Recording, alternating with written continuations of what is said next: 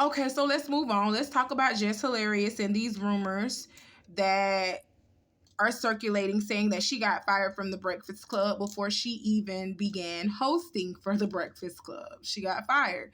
So, let's go ahead and talk about it. Y'all remember last month I reported that Jess Hilarious had accepted to be the third co-host of the Breakfast Club. She accepted it proudly. She was looking all done up on stage saying, yes, we in there. You know what I'm saying? I accepted that. We finna get this paper. And then literally this month it comes out, oh, Jess Hilarious will not be the third co-host of the Breakfast Club. She has been fired. Allegedly. That's what they were saying. Allegedly, she got fired. Well, now it's coming out that Jess Hilarious was not fired. Jess Hilarious just decided not to show up to work because of her contract. She was having issues with her contract with the Breakfast Club, okay?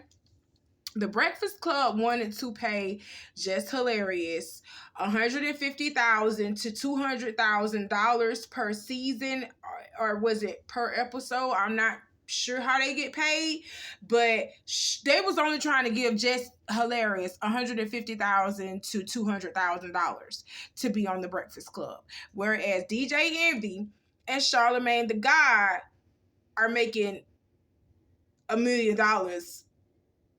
per season, per episode, or however they get paid. I don't know how they get paid. I don't know if they get paid per season or per episode.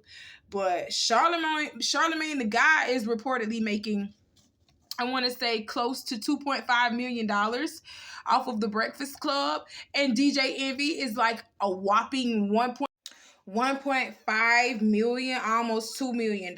So Charlamagne the God is reportedly almost making $3 million per episode or per season. Like I said, I don't know how much they're getting paid. And then DJ Envy is right behind him, making 1.5 million, almost $2 million. And then y'all only gonna give this girl $100,000 to $200,000. That's all you gonna give her? That's crazy. She was being lowballed like a mug. And yes, I do agree that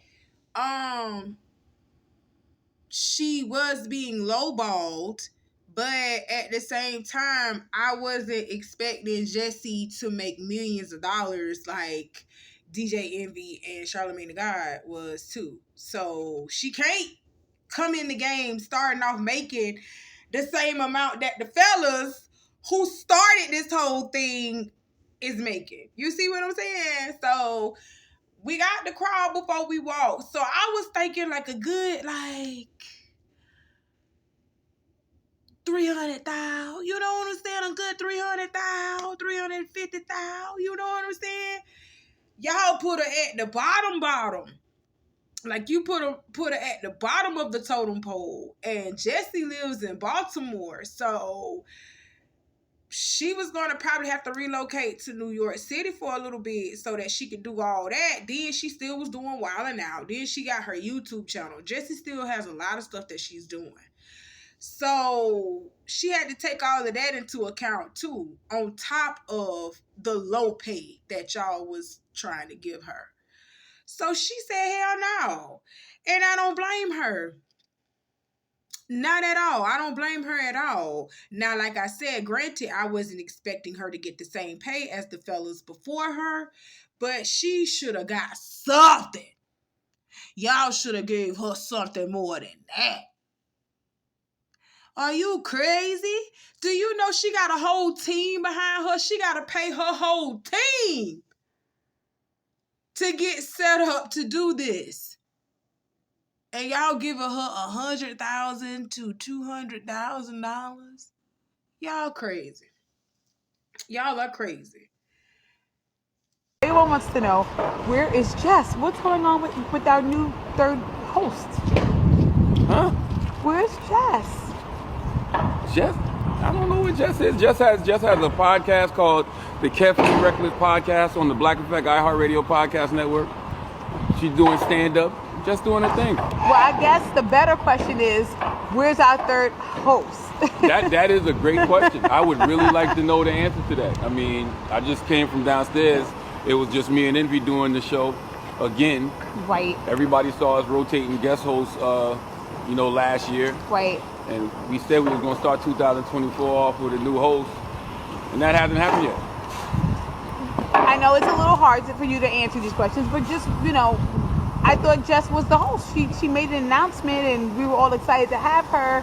Did she renege, or or do you not know the status of it? I don't know. But I'm not happy. We'll find out soon enough, though.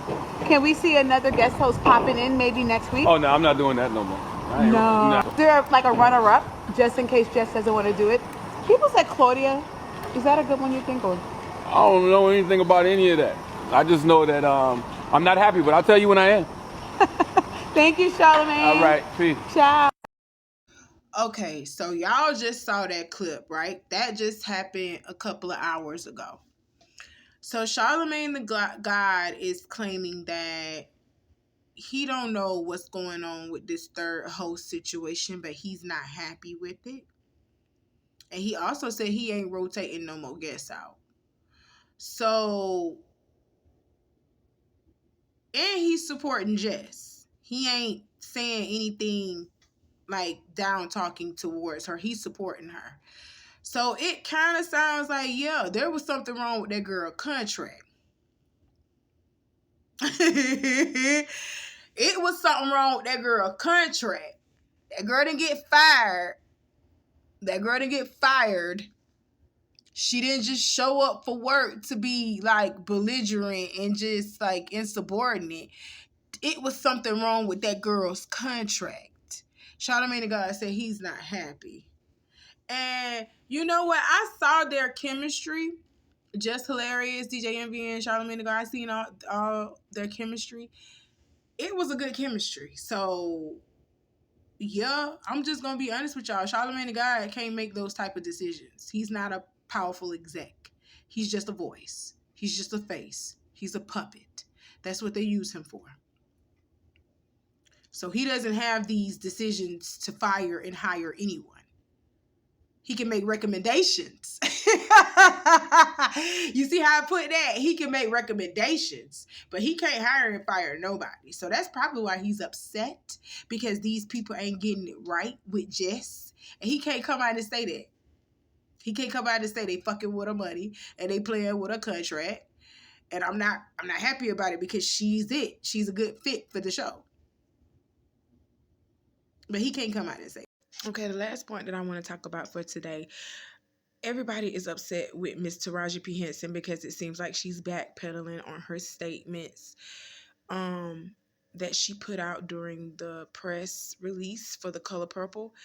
And I have something to say about that. But y'all are mad because she was pretty much backing Oprah when Oprah was in her face saying, when Taraji called me and told me that they were going through these difficulties, I championed for these girls and I handled it and I did this and I did that. And Taraji was in the background saying, yeah, she handled it. Oprah did that. Oprah did that. But before Oprah did that, you almost walked away, didn't you, Taraji? That's what you said. You almost walked away from The Color Purple before Oprah did that. So why did it take for Oprah doing that then instead of doing it previously? Because if she had done it previously, let's look at Taraji and Oprah and all the rest of this cast, how they backpedaling in this damn video. So this is the video that went viral all over TikTok, all over social media, period. I first seen it on Twitter, but they were saying, look at the tension between Taraji and Oprah and everything, and saying how, Taraji just wasn't feeling it, Oprah just wasn't feeling it. I personally feel like Taraji was frustrated with the whole process to be honest. It ain't just what Oprah did or what Oprah didn't do. It's the fact that Taraji had to go through what she went through in the first place, and her energy was just spun. I'm just gonna be honest with you. So I don't know if y'all was trying to make this into like, oh, Oprah and Taraji got problems with each other, but I really think she was just over this whole process, to be honest. I'm just gonna be honest. Taraji, Taraji, as Blitz, our director, says. I mean, I have been watching her from the beginning. And to just have someone just be a guide for us, be our voice box. I remember when we first came in and we were doing rehearsal and they put us all in the same space. Like we didn't have our own dressing rooms at the time, and they did not give us. Sorry, Miss O, we ain't had no food. She had no idea. She didn't know what was going on. She had no idea. She was like, I heard about it. Oh, yeah. And you corrected it for us. Corrected it. You I corrected called it. you. Didn't I call you? yes. I And did. I was like, Miss O, we got to fix this. And she said, say less. And was it not And fixed? that's what I appreciated, though. You were our voice, because a lot of times, yes, I've done a lot of TV. I've done a lot of films, specifically independent films. But this is my first studio film. So sometimes you do come in just saying, okay, well, I'm going to just take whatever they give me. I'm just happy to be here, you know? But you spoke up for us and you showed me how to do that. But what I've really enjoyed is your sisterhood is authentic and it's real. I love the fact that Taraji championed for them and she got on the phone with Oprah and Oprah fixed it right away. Okay, boom, we know. Because Oprah is going to keep the next clip that I'm going to play, y'all. Oprah going to keep putting herself out there like, I championed for them. I did this for them. Oprah, you were supposed to do that in the first place. That's the issue that we have here. It was already supposed to be taken care of. She shouldn't have had to call you for nothing. But anyway, I'm sorry, but I'm getting ahead of myself. But anyway, the fact that I want to point out is what Danielle Brooks said in this clip. She said this being her first studio film, she was just happy that this was her first studio film, big studio production. She said she would have just accepted anything they threw at her. I don't like that statement, Danielle. And you got to think big, bitch. You got to think big, bitch. You is with Warner Brothers. Warner Brothers is a big time studio, and they was treating y'all like that. You didn't have your own dressing rooms, and you ain't have no food. You ain't have no car service. You ain't have the essential things.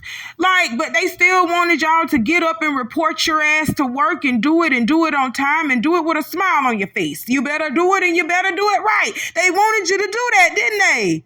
Oh, Danielle. This is why they just throw us anything, because we as a culture, and I'm not just saying this to Danielle. I'm not saying this to bash Danielle. I'm talking about Black people as a collective. We have been broke for so long that we will just accept anything. We will accept it with a smile on our face. Just to say that, we did that. We got that behind our name. I got that accolade behind my name. I got that Academy Award. I got this and I got that. What does that prove? What does that prove? That they can still give us nothing and we're going to work our asses off for it every single time. That's what Taraji's whole breakdown was about, Danielle. They're going to give us nothing and we're going to accept it gladly with a smile on our face because we've never had nothing in the first place. When we come from nothing, we expect nothing. You see what I'm saying? And that's why they give us nothing. I hate that. I really hate that for us as a collective, not just Danielle Brooks. It's just something about how she said that, and it just triggered me just a little bit. I'm like, girl, you really was so happy that you was working in your first studio production. That was Warner Brothers. You was so happy to be working with your first studio production. And that's big for an actress, to be working with her first studio production film like that. And you were just so happy that you would just accept anything that they do to you or they give you. No, baby, we got to think big. We got to do better.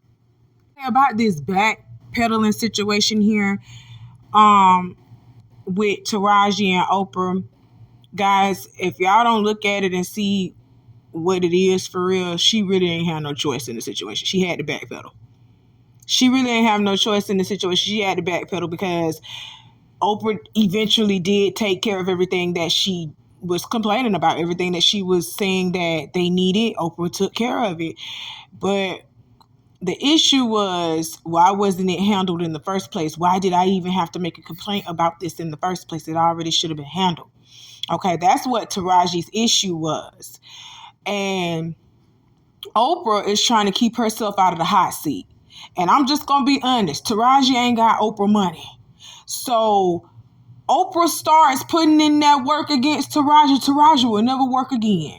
Y'all know this. So that girl had to backpedal to save her career. She ain't no MoNique. She can't sit over here and burn her bridges.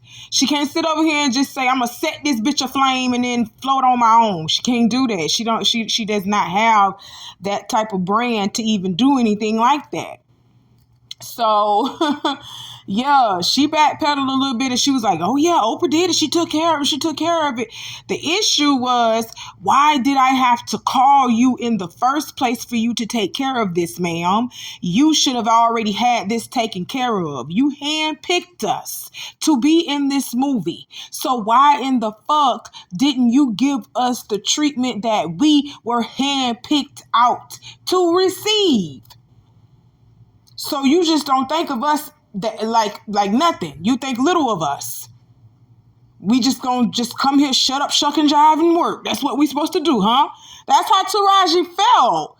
But y'all know that she can't come out and say things like that in that way, because that's going to be bad press on the movie and they're not going to earn back from all their hard work put into the movie in the first place. They're not going to earn it back. They're not going to see it back if they start giving this bad press. So yeah, she got to shuck and jive a little bit if she want to keep working.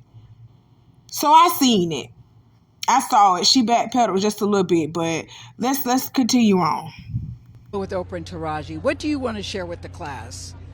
I'm addressing that to Oprah. Oh, because people, I saw your face. No, because people think, I know that it's not a deal. It's not a deal. People think you're mad, she's mad. I know that that's not true. Well, first of all, the thing that is so upsetting to me is that somebody went on and something went viral where they're analyzing us on top of the Empire State. We were cold. Oprah said you were cold. We were cold. It was cold.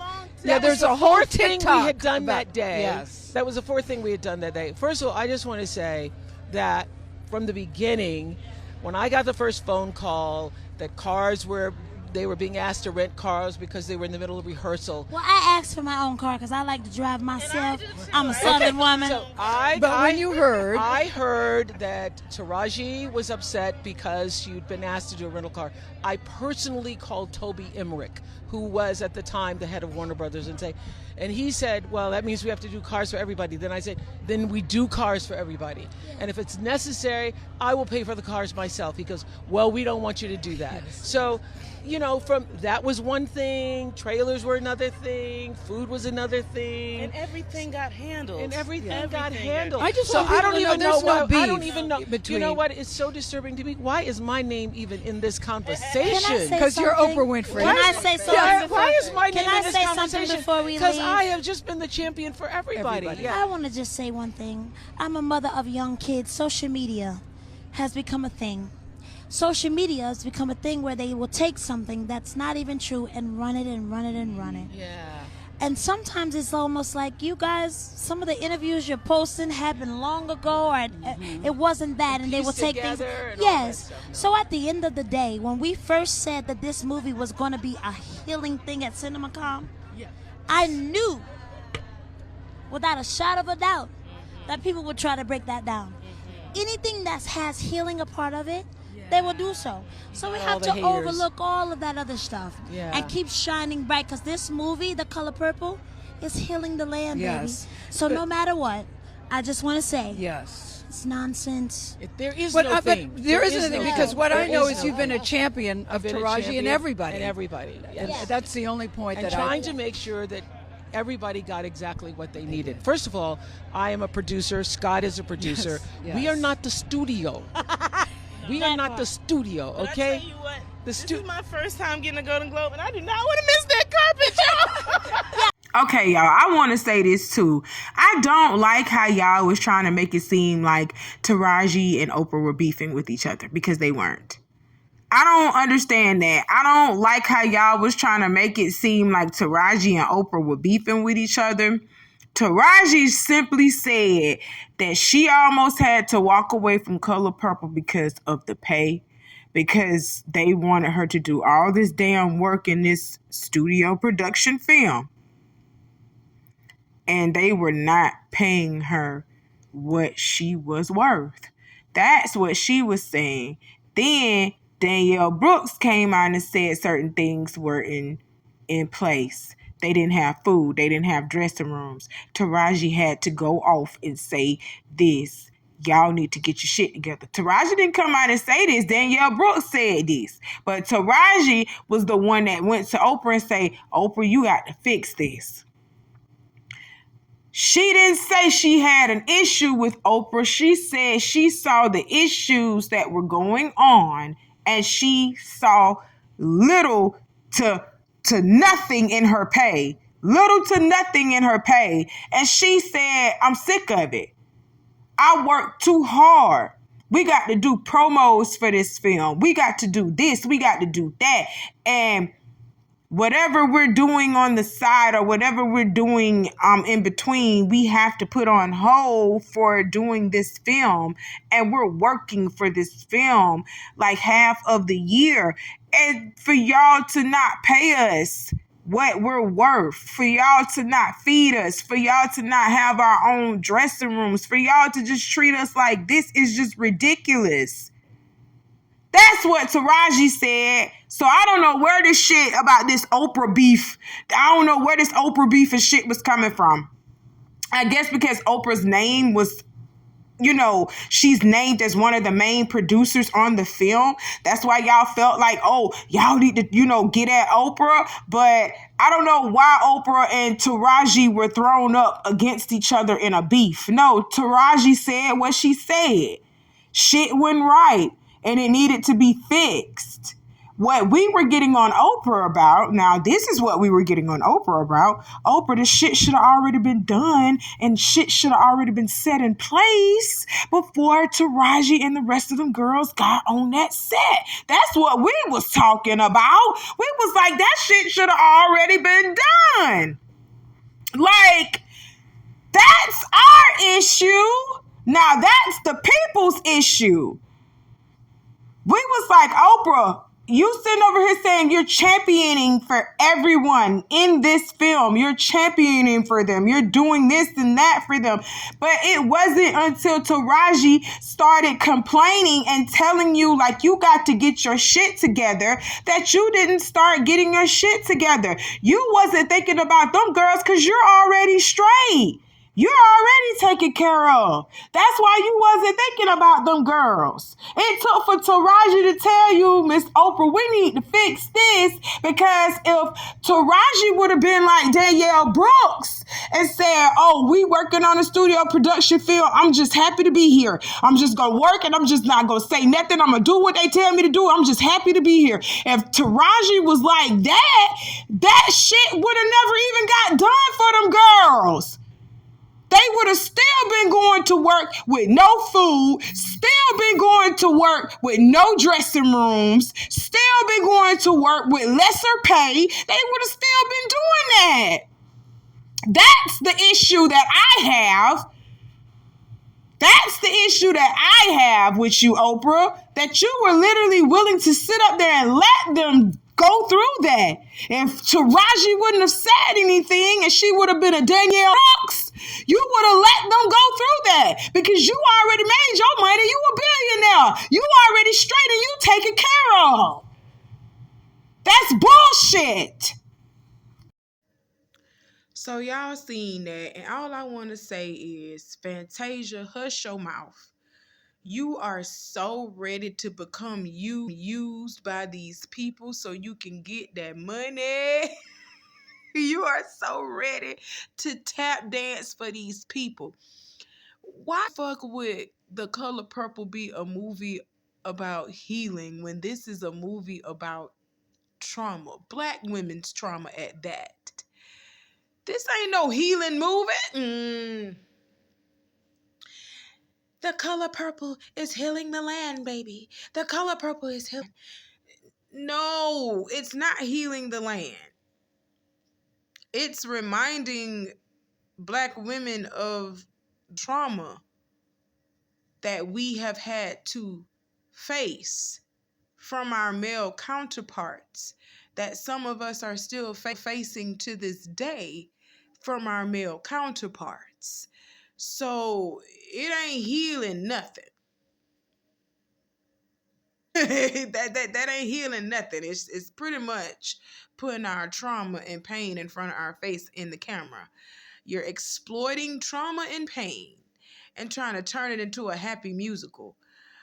That's probably why a lot of people didn't have a strong liking towards this movie, because how can you sing about beating somebody's ass because they ate food properly right before you try to rape Celie's sister? You have a whole song. You just break out in song. I'm gonna do this to you, you pretty little gal. I'm trying to rape you. It just doesn't make sense. It don't make sense to do that. Like, why would we celebrate and do a musical for something as critical as that? Like, I don't want to have a whole song thinking about this scene, this traumatic scene. Now there's a song stuck in my head about what's going on in this scene. No. I don't think that's okay. But it only made $55 million in the box office right now, and they spent over $100 million on this movie. So y'all go support it. I haven't seen it yet myself.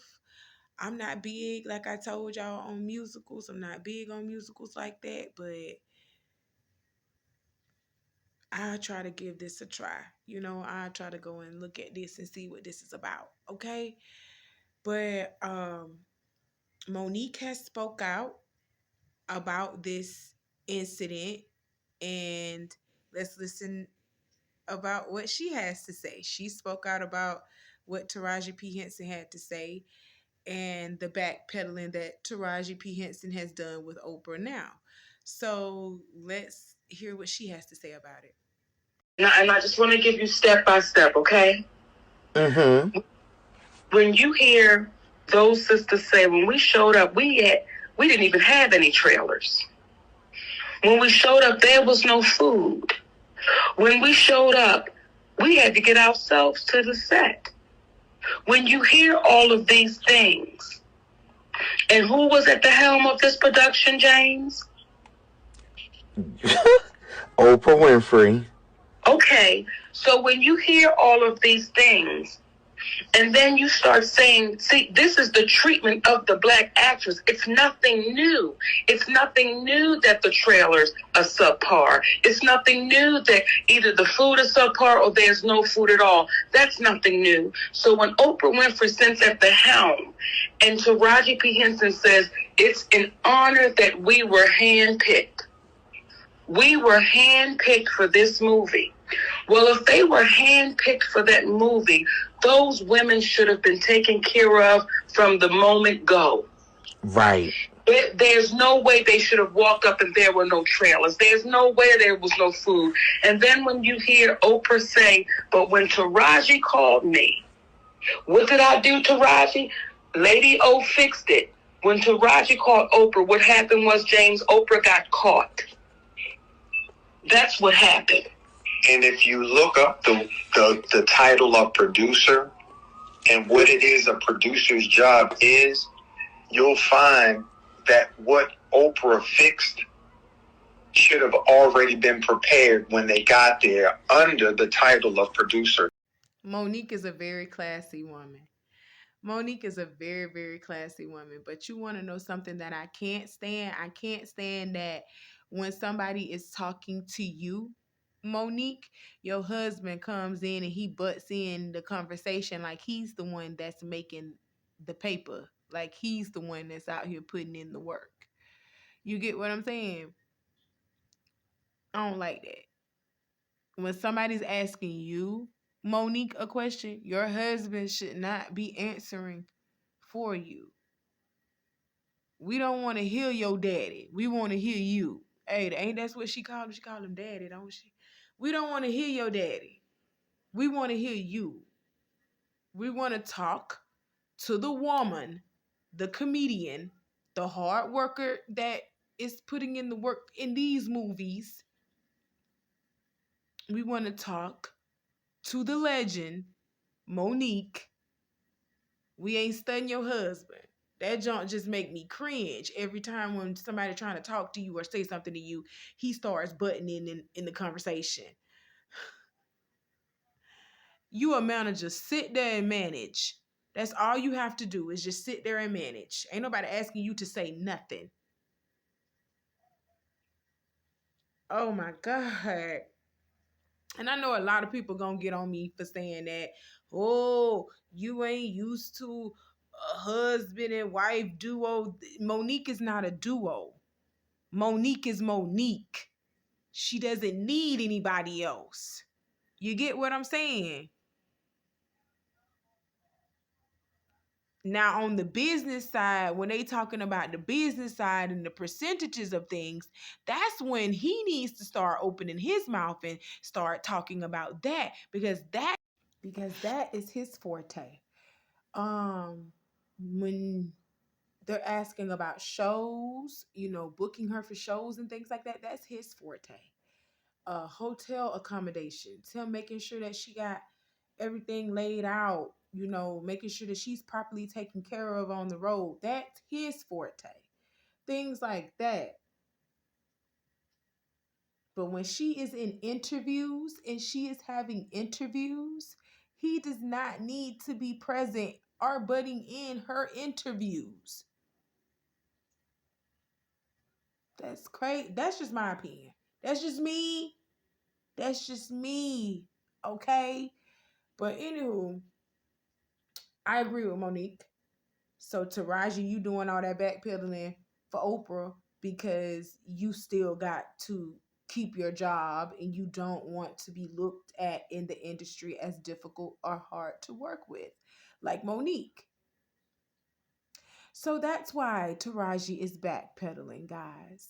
Taraji is backpedaling because she wants to keep her job. She wants to keep her status as well. She can't go all out like how MoNique goes all out. She can't stand 10 toes down in the paint like that, like how MoNique does. Taraji is also a puppet in this game. Let's not forget that. They allow you to go out so far, but when they feel like you're going out too far, they will yank you back and say, you know where you belong and you know what you're supposed to be doing. Now do that. You getting beside yourself. What you see just now, ladies and gentlemen, was Taraji being pulled back into her. What you just saw was Taraji being pulled back into her place. She went out a little too far for them, okay? And as far as Oprah sitting up here talking about she don't understand why people are mad with her or why they coming at her, Oprah, you are one of the big producers on this film, okay? You are not the studio. Correct. but you are one of the big producers on this film that should have made sure that these girls were properly taken care of, that these actresses and actors were properly taken care of. The actresses and actors that you handpicked to be in this movie, you should have made sure that everything was already properly taken care of before they even got there on set. I agree with MoNique with that. They should have already, everything should have already been in place for them before they even stepped out on set. You handpicked these girls. You knew that this movie was happening. You handpicked these girls and these guys. You knew this movie was happening. So what was up? Why didn't they have food on set at times? Why didn't they have their own trailers? They were all bunched in and lumped in together in a big room together. Why were they like that? Why didn't they have cars driving them on set? And they had to drive their own selves on set. Why? Why weren't you paying them? Why did Taraji almost have to walk out on the film because she wasn't getting paid enough? Why? Talking about you, not the studio, but you are a producer, and a big chunk of that you control. Main producer. Come on, Oprah. This ain't the first time that we have heard that you are being shysty towards these black actresses. Miss Oprah. You forgot MoNique called you out first about your antics that you have yet to apologize for? Come on, Oprah. I've been side-eyeing you for the longest. Before MoNique said anything about you, I've been side-eyeing you. When you started doing things to Michael Jackson. Oh, let's not forget about that. When Michael Jackson asked you not to do certain things in confidence, and you betrayed that man's confidence and even tried to produce a whole documentary on this man against his will. Oprah, I've been looking at you. Crazy with one eye. You black or you ain't. I've been looking at you. Stop playing with, I don't trust you either. I don't trust nothing that you're saying. And the shit should have already been laid out before them girls got on the set. Point blank, period. Shouldn't nobody had to call you about nothing. You already knew that this movie was set to be in place so that they can be out here acting and doing all of that. Certain things should have already been set in place for them. They shouldn't have had to call you about nothing. Should have already been taken care of in the first place. I've been side-eyeing you, Oprah. Child boo. It was so much backpedaling because people want to keep their jobs. People want to still be working out here in this industry. It was just too much backpedaling for me. I hope all goes well with everyone in this movie. I wish everyone the best. That's all. That's it. That's all. They did their thing. You know, they worked really hard, and I am one who believes in giving people their flowers while they are alive so that they can actually smell them. So give them their flowers. Support them in this movie. Another thing that I wanted to talk about was Viva Fox. This is my last point for today.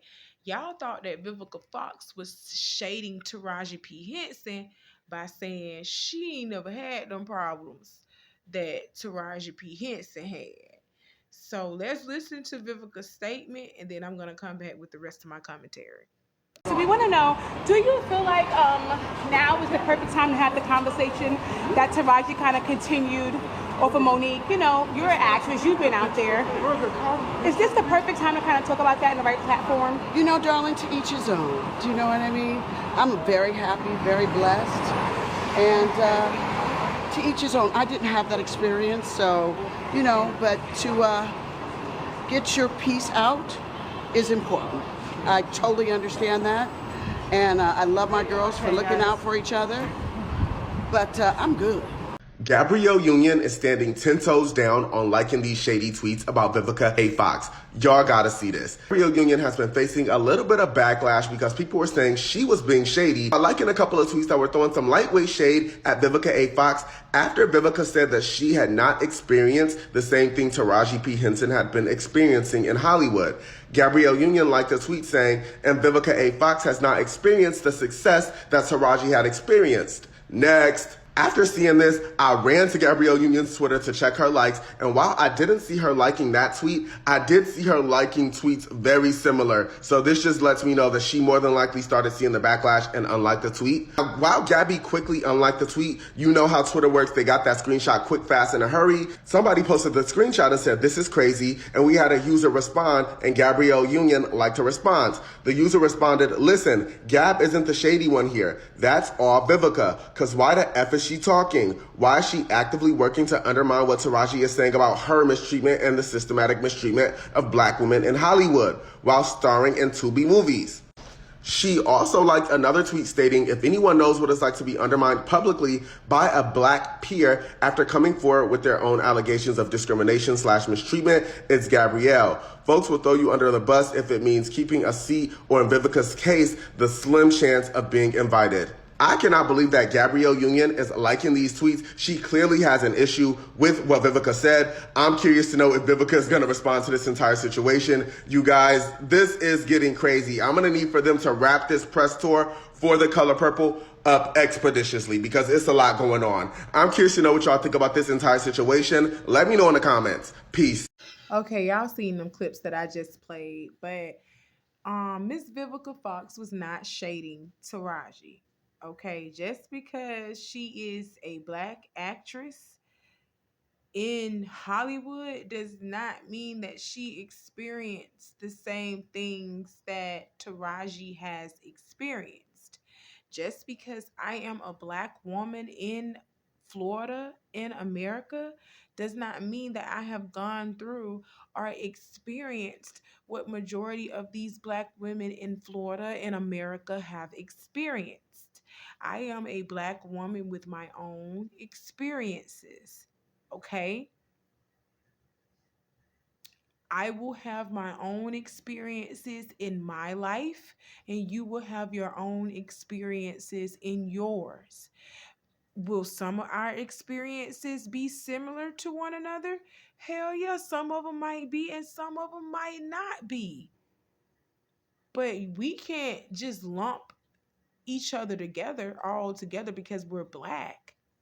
And that's what I felt like y'all was trying to do with Vivica. Like, just because she's a black woman, she was supposed to just stand up for Taraji and say, "Oh yeah, you know, I've been going through this too," knowing damn well she ain't been going through it, because she hasn't. She ain't been going through it. She's still been working faithfully. So she said she didn't feel like she was going through anything like that, and she's praying for Taraji that everything gets better for her. She was being positive the whole entire time. So where in the hell was she not? Where was she not? Where was she shading Taraji at? She wasn't shading Taraji. You want to know who was being shady though? That motherfucking Gabrielle Union, when she was liking that tweet about Vivica. That's who was being shady. The fucking power top. That's who was being shady. Yes, I did say Gabrielle Union is a power top. She pegs Dwayne Wade, and I know she does. She pegs D Wade, and I know she does. Stop playing with me. She's a power top. She gives me power top vibes. Oh my God, girl.